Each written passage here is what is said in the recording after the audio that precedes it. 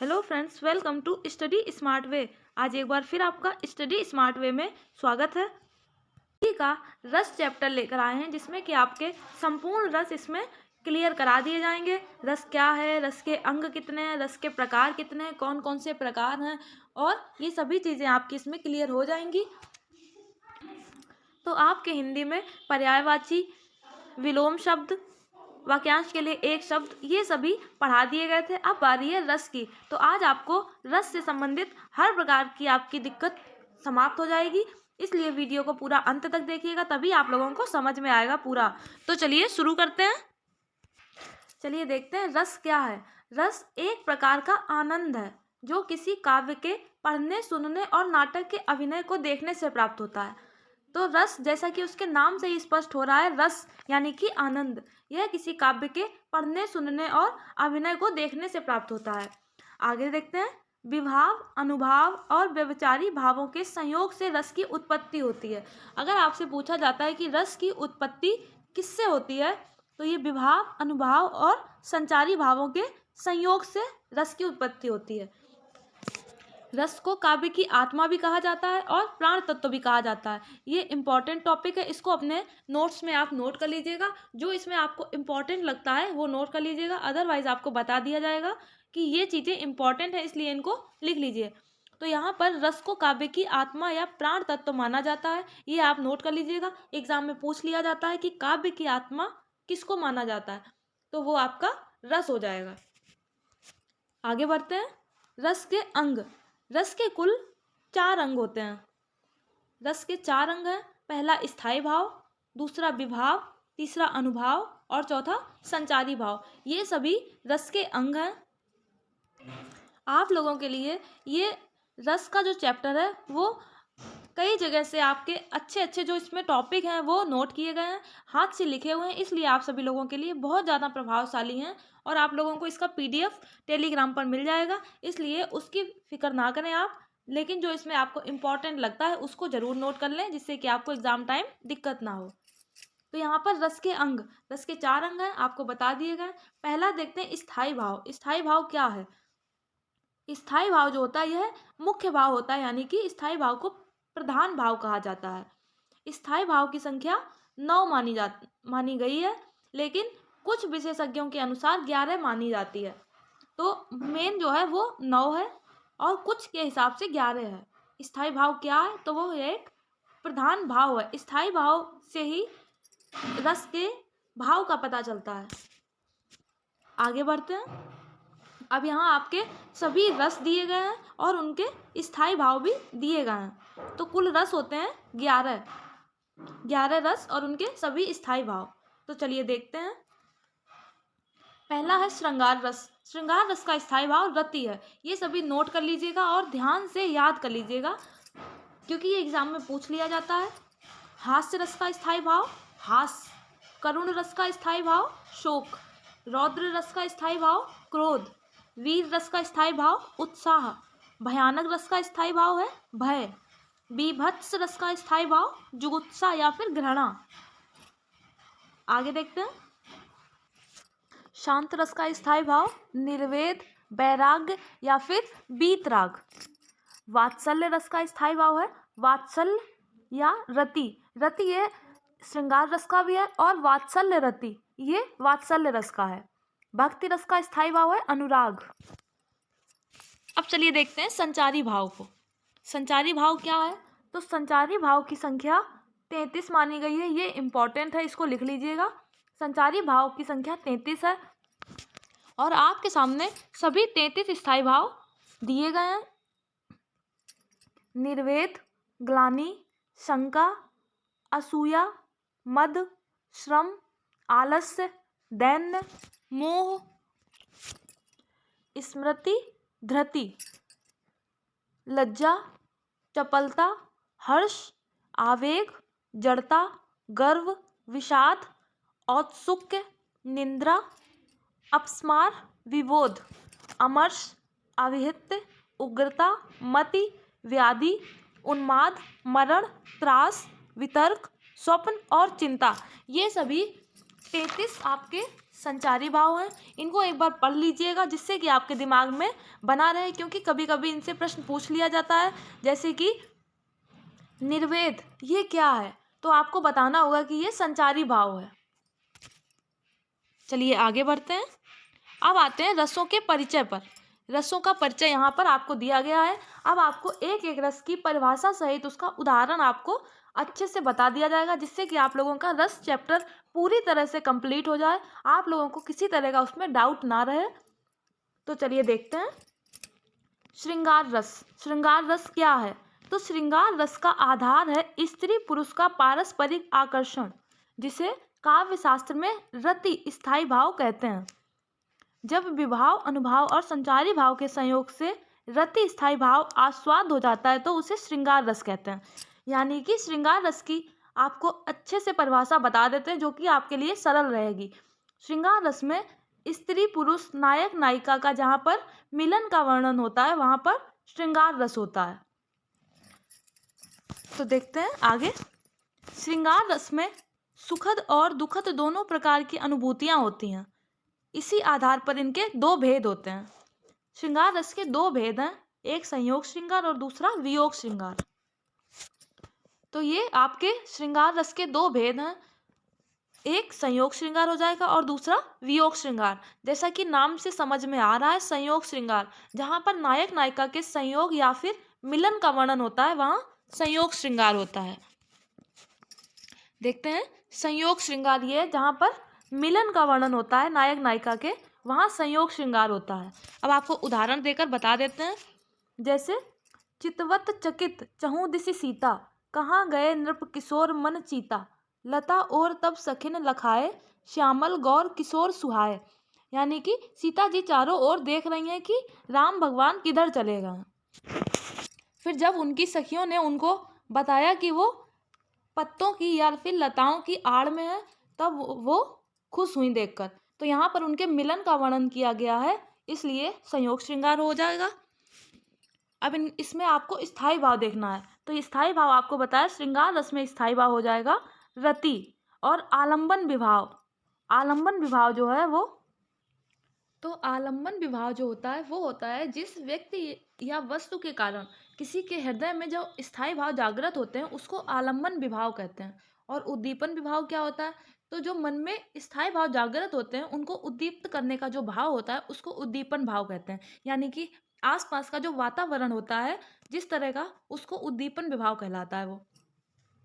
तो यहाँ पर आलंबन विभाव है राम और सीता, क्योंकि इनके मन में ही रति स्थायी भाव जागृत हुआ है। और लताएं हैं उद्दीपन विभाव, आसपास का वातावरण जो है वो ये हो जाएगा। संचारी भाव यहाँ पर हर्ष, उत्सुकता, ये सब हैं। संचारी भाव क्या होते हैं? तो ये संचारी भाव जो होते हैं ये बहुत क्षणिक होते हैं, बस कुछ देर के लिए आते हैं और स्थायी भाव इनसे तीव्र हो जाता है। अब आप लोगों को एक बात और बता देते हैं, श्रृंगार रस जो है इसको भोजराज ने रसराज कहा है। अगर आपके एग्जाम में पूछा जाता है कि रसराज कौन सा है, तो आपका ये श्रृंगार रस हो जाएगा। कई बार एग्जाम में पूछा जा चुका है, रसराज, रसपति, ये सभी श्रृंगार रस के अंतर्गत आ जाते हैं। अब देखते हैं वियोग श्रृंगार को। वियोग श्रृंगार जो होता है यहाँ पर नायक नायिका का समागम ना हो पाने का, यानी कि एक दूसरे से अलग हो जाने पर उनके वियोग अवस्था का चित्रण वियोग श्रृंगार कहलाता है। तो वियोग श्रृंगार वो होता है जिसमें नायक नायिका, प्रेमी प्रेमिका, इनके बिछड़ने का जहाँ पर दिखाई देता है वहाँ पर वियोग श्रृंगार होता है। तो वियोग श्रृंगार को विप्रलंब श्रृंगार भी कहते हैं। तो यहाँ पर आपको उदाहरण दिया गया है, देखते हैं। कहु राम वियोग तब सीता, मोह कहाँ सकल भय विपरीता, नूतन किसलय मनहु कृशानु, काल निशा सम निशि शशि भानु, कुविलय विपिन कुंतवन सरिसा, बारिद तपत तेल जनु बरिसा, कहु ते कछु दुख घटि होई, कहाँ कही कहाँ यह जान ना कोई। यहाँ पर ये वियोग श्रृंगार दिया गया है। वियोग श्रृंगार का एक और उदाहरण है, निस्दिन बरसत नयन हमारे, सदा राहत पावस ऋतु हम पे, जब से श्याम सिधारे। इसका स्थायी भाव भी रति है। यहाँ पर संचारी भाव जो है वो दुख, ग्लानि, चिंता, ये सभी चीज़ें हैं। यहाँ पर सीता जी जो हैं वो राम जी से कह रही हैं, बिछड़ने का यहाँ पर दिखाई दे रहा है आपको, दुख से भरकर सीता जी कह रही हैं। तो यहाँ पर आलम्बन जो है वो सीता जी हो जाएंगी, और उद्दीपन विभाव यानी कि आपको बताया जो आसपास का वातावरण होता है वो उद्दीपन विभाव कहलाता है। तो ये यहाँ पर प्राकृतिक दृश्य, अनुभाव जो है वो कंप, पुलक, अश्रु, ये सभी अनुभाव हो जाएंगे। अब आप लोगों को बता देते हैं कि अनुभाव क्या है। तो अनुभाव होता है जो आलंबन और उद्दीपन के फलस्वरूप जो मानसिक और शारीरिक चेष्टाएं होती हैं वो अनुभाव कहलाती हैं। यानी किसी के लिए जब रोया जाता है तो जो अश्रु बहते हैं वो अनुभाव की श्रेणी में आ जाते हैं। चलिए अगला देखते हैं। अगला है हास्य रस। हास्य रस होता है जो विकृत वेशभूषा, क्रियाकलाप, चेष्टा या फिर वाणी देखकर या फिर सुनकर मन में जो विनोद या फिर हंसी उल्लास उत्पन्न होता है उसको हास्य रस कहते हैं। आप लोग समझ गए होंगे हास्य रस क्या है। तो पहली बात तो आपको बता देते हैं कि हास्य रस जो है ये सभी रसों में अधिक सुखात्मक माना गया है, क्योंकि इसमें हंसी उत्पन्न होती है। तो जब किसी को विकृत वेशभूषा, क्रियाकलाप, चेष्टा, वाणी ये सभी कुछ देखकर जो विनोद उत्पन्न होता है उसको हास्य रस कहते हैं। इसका स्थायी भाव है हास।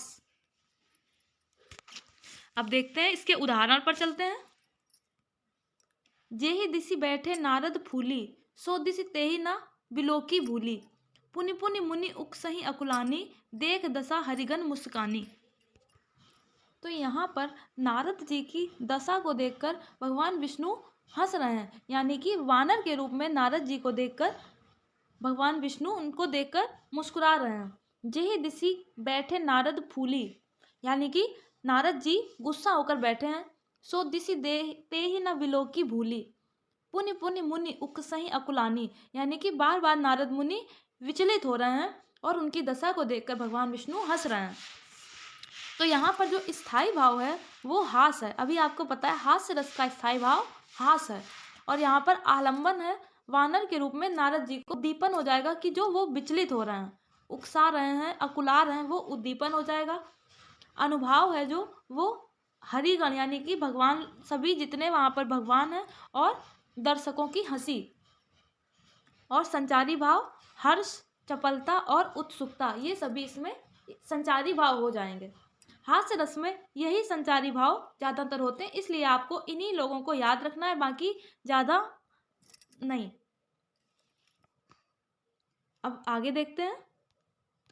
आपको अभी हास्य रस का एक और उदाहरण बता देते हैं। तंबूरा ले मंच पर बैठे प्रेम प्रताप, साज मिले 15 मिनट, घंटा भर आलाप, घंटा भर आलाप राग में मारा गोता, धीरे धीरे खिसक चुके थे सारे श्रोता। तो यहाँ पर आपको हंसी का अनुभव हो रहा होगा, तो वही हास्य रस कहलाता है। जिन पंक्तियों में आपको हंसी आए वो हास्य रस कहलाती हैं। आगे देखते हैं अब करुण रस। करुण रस होता है जो जब किसी प्रिय वस्तु की हानि हो जाती है या फिर उससे हमेशा के लिए दूर होना होता है, वो करुण रस होता है। तो चलिए इसकी परिभाषा देख लेते हैं एक बार। जब किसी प्रिय वस्तु की हानि, अनिष्ट वस्तु का लाभ, प्रिय का चिर वियोग, अर्थ हानि आदि से जहाँ शोक भाव की परिपुष्टि होती है वहाँ करुण रस होता है। यानी कि किसी बहुत ज़्यादा जो प्रिय होता है उसकी हानि हो जाती है। प्रिय का चिर वियोग, चिर माने होता है बहुत बहुत दिनों तक। तो यहाँ करुण रस का जो है वो जो एक बार चला गया वो कभी नहीं आएगा, इसलिए जहाँ वहाँ पर शोक का जो भाव उत्पन्न होता है उसको करुण रस कहते हैं। करुण रस और वियोग श्रृंगार में एक आपको अंतर बता देते हैं कि वियोग श्रृंगार में होता है कि नायक नायिका बिछुड़ कर दोबारा मिलने का उनमें एक बार संभावना होती है। वियोग श्रृंगार में नायक नायिका के बिछड़ने के बाद मिलने की संभावना रहती है, परंतु करुण रस में ऐसी किसी तरह की कोई संभावना नहीं होती है। करुण रस में एक बार जो चला गया वो फिर लौट के कभी नहीं आएगा, इसलिए यहाँ पर शोक का जो भाव है वो स्थायी भाव आ जाता है। तो करुण रस की आप सभी लोग डेफिनेशन समझ चुके होंगे। अगर किसी को कोई समस्या हो तो वो कमेंट बॉक्स में बता सकता है, उसकी समस्या अगली वीडियो में उसका निराकरण किया जाएगा। चलिए इसका उदाहरण समझते हैं। उदाहरण है शोक विकल सब रोवहि रानी, रूप सील बल तेज बखानी, करें विलाप अनेक प्रकारा, परहीं भूमि तल बारहीं बारा। यानी कि शोक के कारण सभी रानियां रो रही हैं। यहाँ पर मृत का चित्रण किया जा रहा है कि कोई व्यक्ति मर चुका है और उसकी पत्नियां जो हैं वो रानियां रो रही हैं। तो यहाँ पर दशरथ जी का वर्णन किया जा रहा है जो कि भगवान राम के वियोग में मृत्यु को पा चुके थे, तो उनको देख देख कर सभी रानियां रो रही थीं। रूप सील बल तेज बखानी, कर रही विलाप अनेक प्रकार, कई प्रकार से वो लोग विलाप कर रही थी, रो रही थी और बार बार जमीन पर गिर जा रही थी। तो यहाँ पर दशरथ जी के मृत्यु का वर्णन किया जा रहा है। तो उनकी मृत्यु में जो व्याकुल हैं वो लोग विलाप कर रहे हैं। चलिए देखते हैं। इसका करुण रस का स्थायी भाव होता है शोक। यहाँ पर आलंबन हो जाएगा मृत आत्मीय की स्मृति में व्याकुल व्यक्ति, यानी कि जो इंसान मर चुका है उसकी याद में जो लोग रो रहे हैं वो हो जाएगा आलंबन। और उद्दीपन हो जाएगा मृत का दृश्य। अनुभाव हो जाएगा रोना और विलाप करना। संचारी भाव है मोह, स्मृति, वैराग्य, चिंता, ये सभी इसके संचारी भाव हैं। और इसका एक और करुण रस का उदाहरण है अभी तो मुकुट बंधा था माथ, हुए कल ही थे हल्दी के हाथ, खुले भी न थे लाज के बोल, खिले थे चुम्बन शून्य कपोल, हाय रुक गया यही संसार, बना सिंदूल अनल अंगार। ये भी बहुत ज़्यादा इम्पोर्टेंट है, आपके एग्जाम में पूछ लिया जाता है, इसलिए इसको भी लिख लीजिएगा। नहीं तो आपकी अगली क्लास प्रैक्टिस की कराई जाएगी तो उसमें आपको इस तरह के सभी उदाहरण बता दिए जाएंगे। अब आगे बढ़ते हैं वीर रस पर। वीर रस जो होता है वहाँ पर युद्ध या किसी कठिन कार्य को करने के लिए जो उत्साह जागृत होता है वो वीर रस कहलाता है। चलिए वीर रस की डेफिनेशन को समझ लेते हैं। युद्ध अथवा किसी कठिन कार्य को करने के लिए हृदय में जो उत्साह जागृत होता है वो वीर रस कहलाता है। और जो ये उत्साह है यही स्थायी भाव भी कहलाता है। यही उत्साह स्थायी भाव, विभाव, अनुभाव और संचारी भावों से परिपुष्ट होकर आस्वाद हो जाता है और वीर रस की उत्पत्ति होती है। तो जहाँ पर किसी युद्ध का वर्णन होता है, युद्ध का या कोई वीरता भरा कार्य होता है, वहाँ पर जो उत्साह जागृत होता है वही वीर रस कहलाता है।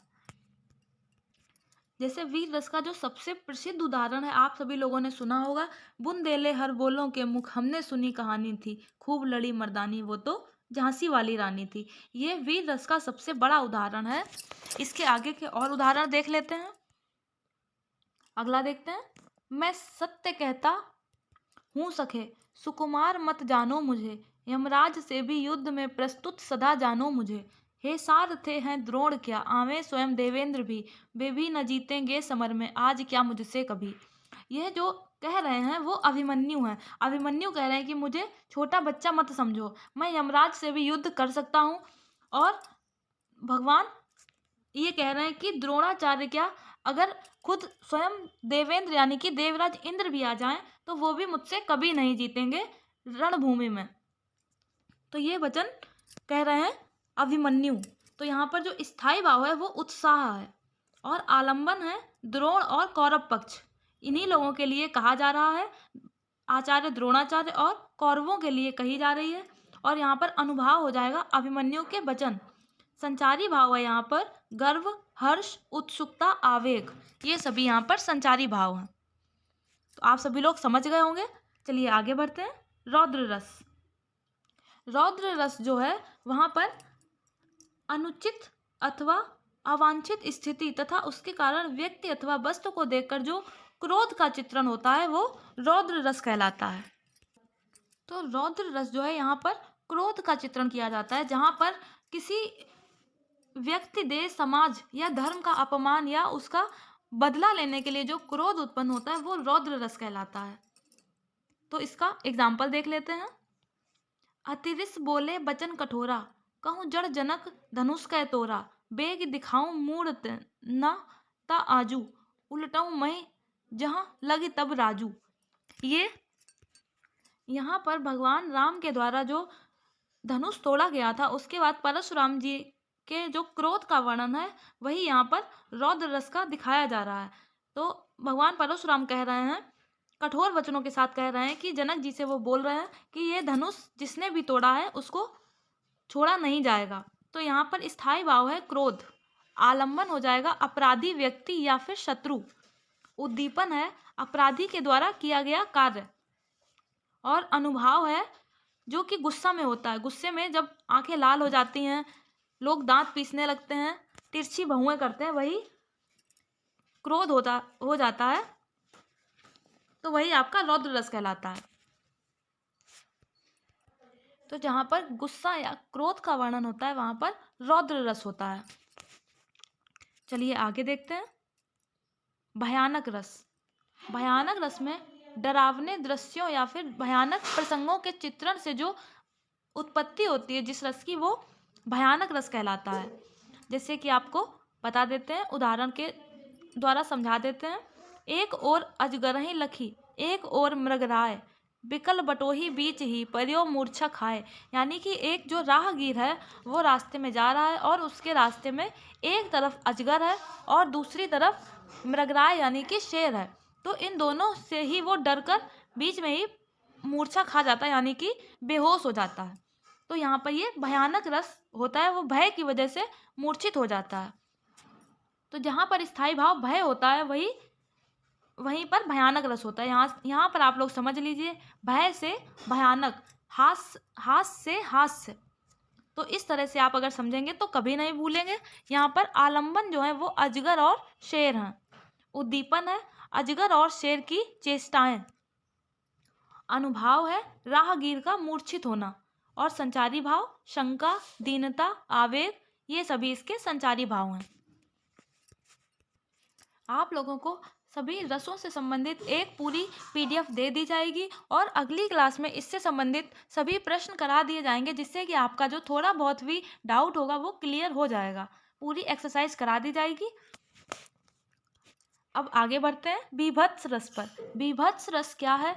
तो घृणा उत्पन्न करने वाले अमांगलिक या फिर अश्लील या गंदे दृश्यों के द्वारा जो उत्पत्ति होती है जिस रस की, वो बीभत्स रस कहलाता है। जिन दृश्यों को देखकर घृणा उत्पन्न होती है मन में, तो ये बीभत्स रस की परिभाषा है। यानी जहाँ पर घृणा उत्पन्न होती है किसी दृश्य को देखकर, वो बीभत्स रस कहलाता है। तो चलिए उदाहरण के द्वारा समझा देते हैं। उदाहरण है सिर पर बैठ्यो काग, आंख दो खात निकारत, खींचत जीभहि स्यार, अति आनंद उर धारत, गिद्ध जांग कह खोद खोद के मांस उचारत, स्वान अंगुरियन काट काट के खात बिदारत। इस तरह की जो पंक्तियों को सुनकर मन में जिस तरह की घृणा उत्पन्न होती है, वो दृश्य किस तरह का होगा, वही बीभत्स रस कहलाता है। तो आपको बता देते हैं। सिर पर बैठे हो काग, आंख दो खात निकारत। यहाँ पर राजा हरिश्चंद्र शमशान घाट के दृश्य को देखकर उसका वर्णन कर रहे हैं। तो उनके मन में जो जुगुप्सा या फिर घृणा आती है वो बता रहे हैं कि कोई जो मृत बॉडी पड़ी है उस पर, उसके सिर पर काग यानी कि कौवा बैठकर उनकी दोनों आंखें निकाल कर खा रहा है। खींचत जीवई सियार, सियार जो है वो जीव को खींच रहे हैं, बहुत आनंद के साथ उसको खा रहे हैं। गिद्ध जांघ को खोद खोद के उसका मांस निकाल रहे हैं। स्वान अंगुरियन काट काट के खात बिदारत, और कुत्ते उसकी उंगलियों को काट काट के खा रहे हैं। तो इस तरह को जो पंक्तियों को सुनकर जिससे कि मन में घृणा उत्पन्न होती है, वो विभत्स रस कहलाता है। विभत्स रस का स्थायी भाव है जुगुप्सा या फिर घृणा। और यहाँ आलंबन है शमशान का दृश्य। उद्दीपन है कौवे, सियार, गिद्ध, जैसे उबकाई आना, उल्टी होना, ये सभी इसमें अनुभव हो जाएगा। तो ऐसे दृश्यों को देखकर जो उबकाई आती है यानी कि उल्टी सी आती है, वही अनुभाव कहलाता है। और संचारी भाव है आवेग, उग्रता, मोह, ये सभी इसमें संचारी भाव है। अगला देखते हैं अद्भुत रस। अद्भुत रस है जो अलौकिक, आश्चर्यजनक दृश्य या वस्तु को देखकर मन में जो विस्मय उत्पन्न होता है वो अद्भुत रस कहलाता है। तो यहाँ पर अद्भुत रस की उत्पत्ति होती है, जिस दृश्य को देखकर मन में विस्मय होता है वो अद्भुत रस कहलाता है। जैसे कि यहाँ उहाँ दुई बालक देखा, मति भ्रम मोर की आन विसेखा, देख राम जननी अकुलानी, प्रभु हंसी दीन मधुर मुस्कानी। तो यहाँ पर इन पंक्तियों में भगवान राम को एक ही साथ दो स्थानों पर उनकी माता यानी कि कौशल्या ने देखा, तो उनके मन में जो आश्चर्य उत्पन्न हुआ यानी कि जो विस्मय उत्पन्न हुआ, वही वो अद्भुत रस की उत्पत्ति होती है। तो अद्भुत रस का स्थायी भाव है जो वो विस्मय या फिर आश्चर्य है। और आलंबन है यहाँ पर भगवान राम। उद्दीपन हो जाएगा राम का एक साथ दो स्थानों पर दिखना, और अनुभाव हो जाएगा कौशल्या का पुलकित होना या फिर वो कुछ कह नहीं पा रही हैं यानी कि वचन ना निकल पाना। संचारी भाव है यहाँ पर भ्रांति, त्रास, वितर्क, ये सभी यहाँ पर संचारी भाव हो जाएंगे। अगला देखते हैं शांत रस। शांत रस जो होता है, नाटकों में शांत रस को रस नहीं माना गया है, क्योंकि नाटकों में शांत रस का किसी तरह का कोई काम नहीं होता है, और भरत मुनि ने रसों की संख्या सिर्फ 8 ही मानी है, इन्होंने शांत रस को रस नहीं माना है। तो चलिए देखते हैं शांत रस क्या है। शांत रस होती है जो संसार और जीवन की नश्वरता का बोध होने के कारण चित्त में एक प्रकार का जो विराग उत्पन्न होता है, वो शांत रस कहलाता है, जिसके परिणाम स्वरूप मनुष्य भौतिक और अलौकिक वस्तुओं के प्रति उदासीन हो जाता है, और इसी को निर्वेद कहते हैं। निर्वेद इसका स्थायी भाव है। निर्वेद जो उत्पन्न होता है मन में, वही स्थायी शांत रस का रूप ले लेता है। तो चलिए देखते हैं शांत रस का उदाहरण। जहाँ पर किसी तरह का ज्ञान दिया जाता है वहाँ पर शांत रस होता है, जैसे कि दीन मलिन हित हीन मति जाति, मोह पर कृपा कीन बहु भांति, अब जन ग्रह पुनीत प्रभु कीजे, मंजुन करी समर श्रम छीजे, देख कोस मंदिर संपदा, देह कृपाल कपिन कही मुद्दा, सब विधि नाथ मोहि अपनाए, पुण्य मोहि सहित अवधपुर जाइए। तो यहाँ पर ये निर्वेद की उत्पत्ति होती है, यानी कि वैराग्य हो जाता है, संसार के की क्षण भंगुरता का यहाँ पर ज्ञान हो जाता है, वहीं पर आपका शांत रस होता है, यानी कि संसार से पूरी तरह से विरक्ति हो जाती है, वहाँ पर शांत रस होता है। तो यहाँ पर स्थायी भाव है निर्वेद या फिर वैराग्य। आलम्बन हो जाएगा संसार की क्षण भंगुरता का ज्ञान। उद्दीपन हो जाएगा सत्संग, जहाँ पर आपको किसी पंक्ति में सत्संग या किसी तरह का ज्ञान है, भाषण है, उस तरह का अनुभव होता है, तो वहाँ पर शांत रस ही होगा। आगे बढ़ते हैं वात्सल्य रस पर। वात्सल्य रस होता है जो बच्चे को देखकर माँ के प्रति जो प्रेम जागृत होता है, वो वात्सल्य रस कहलाता है। जहाँ पर प्रेमी प्रेमिका का वर्णन होता है वहाँ श्रृंगार रस होता है, और जहाँ पर माँ बेटे का प्रेम होता है वहाँ पर वात्सल्य रस होता है।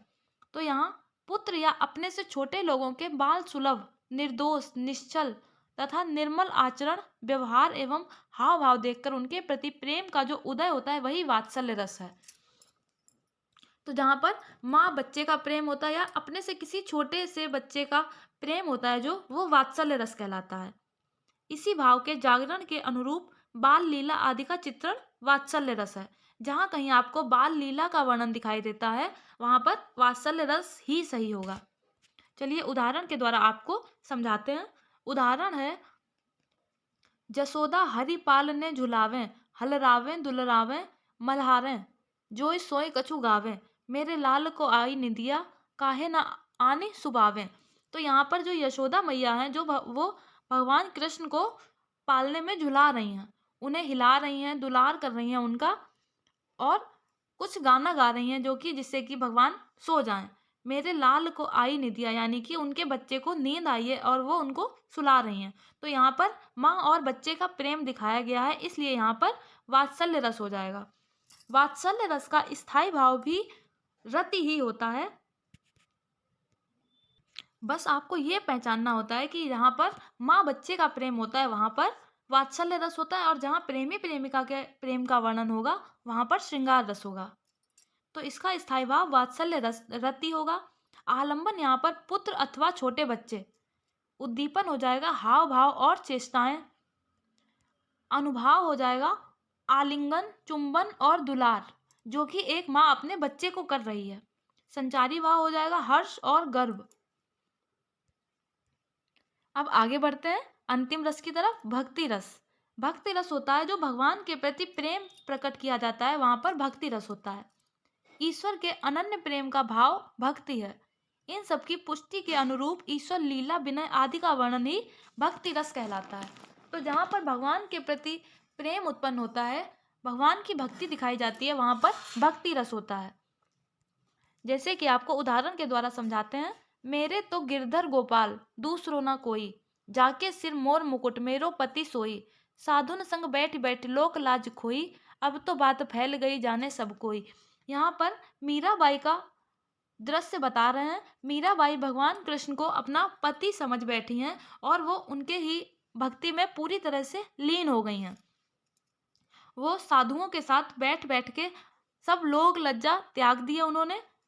तो यहाँ पर मीराबाई और भगवान कृष्ण की भक्ति का, एक भक्त और भगवान के प्रति भक्ति का जो वर्णन किया जा रहा है वही भक्ति रस कहलाता है। तो आप लोग समझ गए होंगे, भक्ति और भगवान का जहाँ पर वर्णन होता है वो भक्ति रस होता है, माँ बेटे का जहाँ वर्णन होता है वो वात्सल्य रस होता है, प्रेमी और प्रेमिका का वर्णन जहाँ होता है वहाँ पर श्रृंगार रस होता है, और जहाँ प्रेमी प्रेमिका के बिछड़ कर मिलने की संभावना होती है वहाँ पर वियोग श्रृंगार होता है, और जहाँ मिलने की कोई संभावना नहीं होती है वहाँ पर करुण रस होता है।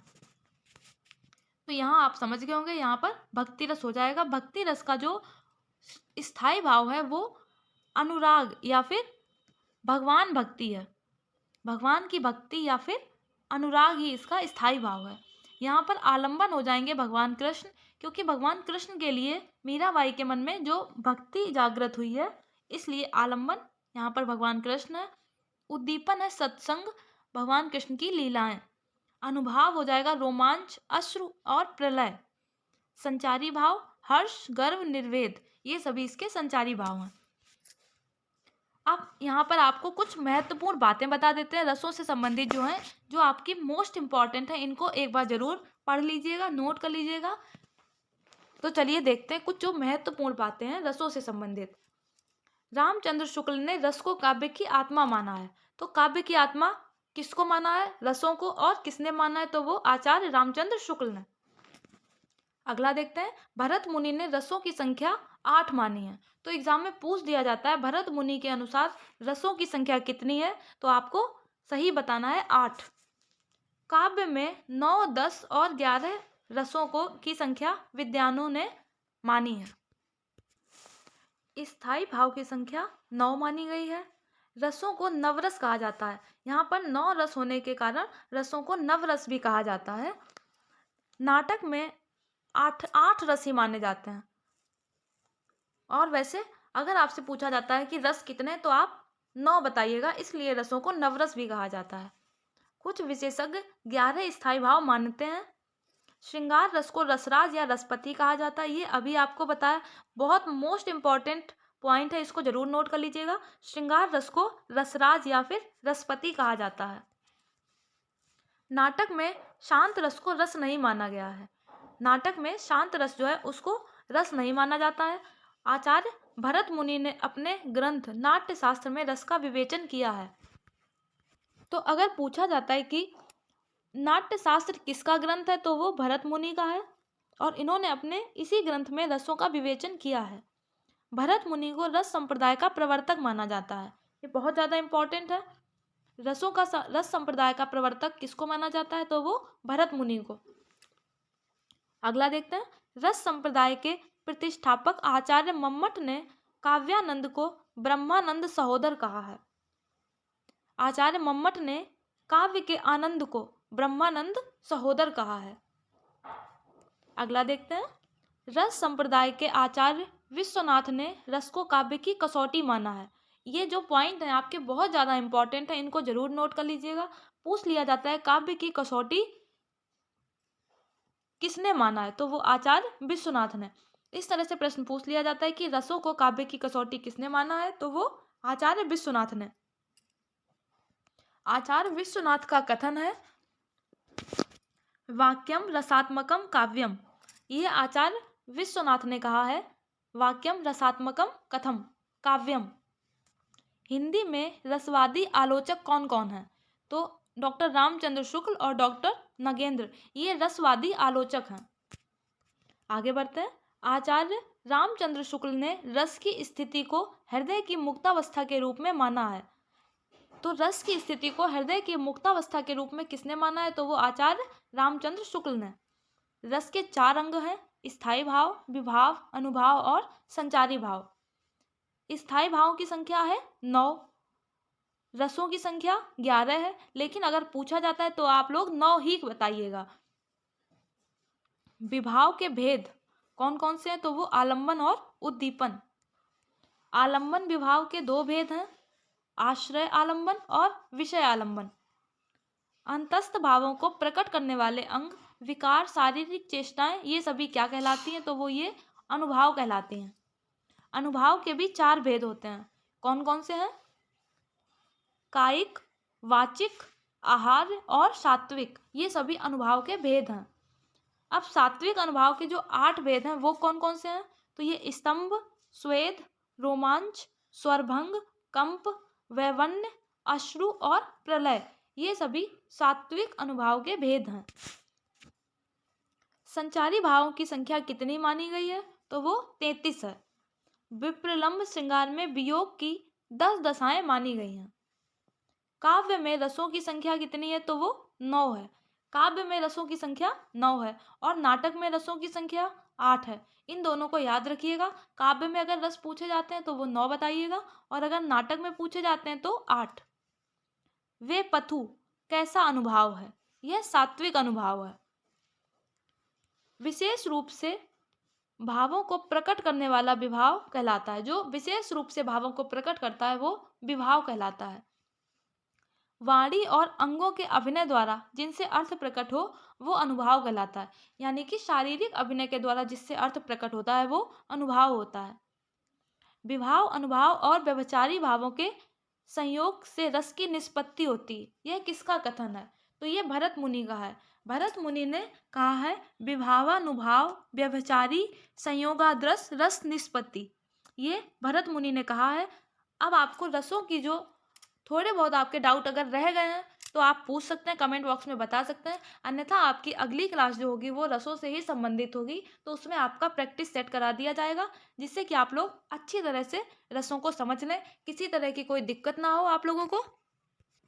और ये टॉपिक आपका ऐसा हिंदी से रिलेटेड है और ऐसा टॉपिक है जो आपके हर एग्ज़ाम में काम आता है। चाहे वो कोई भी एग्ज़ाम हो, आपके हिंदी हर किसी एग्ज़ाम में पूछी जाती है और रस से संबंधित 3 से 4 प्रश्न जरूर पूछे जाते हैं। इसलिए आपका कल एक प्रैक्टिस सेट करा देंगे जिससे कि आपको किसी तरह की कोई दिक्कत ना हो।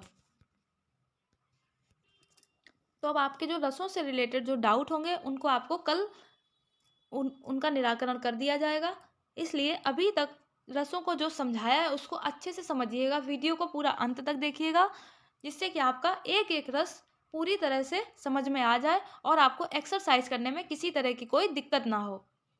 तो आप लोगों को वीडियो को अंत तक देखने के लिए बहुत बहुत धन्यवाद।